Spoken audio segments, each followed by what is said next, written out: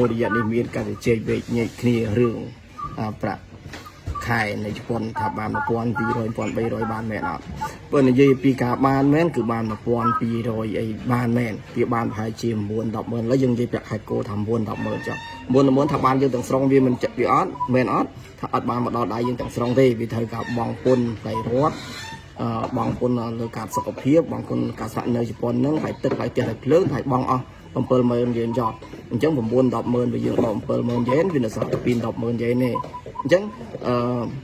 70000នៅសល់2 100000ហ្នឹងវាស្មើប្រមាណដុល្លារ2 100000ហ្នឹងគឺវាស្មើ800 ដុល្លារជាងនៅក្នុងអត្រាប្រាក់រាល់ថ្ងៃនេះហ่า800 ដុល្លារអញ្ចឹងបើសិនជាក្នុង800 ដុល្លារហ្នឹងយើងចាត់ទៅផ្ទះ500 ដុល្លារទៅហើយទុក300 ដុល្លារសម្រាប់ចាយវាយនៅជប៉ុននេះដល់ខ្លួនឯងបាទនឹងគឺជាប្រាក់ដុលអញ្ចឹងខ្ញុំនិយាយឲ្យសង្ខេបជា3ចំណុចទី1ប្រាក់ខែគោលវាបានប្រហែលជាមក190,000ឧទាហរណ៍ថាបានប៉ុណ្ណឹងចុះបាន190,000អញ្ចឹងវាស្មើនឹង1200ជាងតិចតួចហើយក្នុងចំណោម190,000ហ្នឹងគឺដក70000ប្រហែលជា70000បងពុនថ្លៃទឹកថ្លៃផ្ទះថ្លៃភ្លើងសុខភាពពុនលើប្រាក់បៀវត្សអីហ្នឹងអស់ទៅអស់70000 យេនហ្នឹងអញ្ចឹងវានៅសល់ដល់120,000 យេននេះហើយ120,000 យេនវាស្មើប្រមាណវាស្មើប្រហែលជា800ទេអានោះលុយយើងដល់ដៃឧទាហរណ៍ទៅប្រហែលប៉ុណ្